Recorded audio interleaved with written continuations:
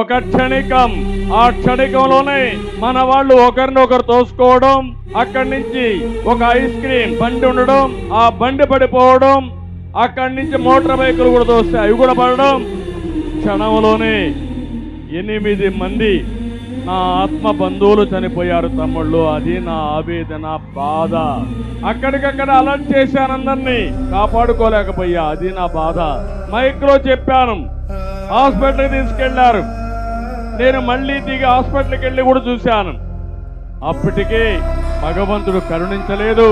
నిండు ప్రాణాలు ఈ రాష్ట్రం కోసం త్యాగం చేసే పరిస్థితికి వచ్చారు. ఒక చిన్నాడు అడిగాడు, సార్ మీరన్నీ ఆదుకుంటారు, మా తండ్రి అంటే, తమ్ముడు భగవంతుడు మనల్ని చిన్న చూపు చూశాడు. ఇది డెస్టినీ. ఈ డెస్టినీ ఎవరు కాదనలేము. అందుకనే మిమ్మల్ని చదివించి మీ కుటుంబ పెద్దగా మీ రుణం తీర్చుకుంటాను.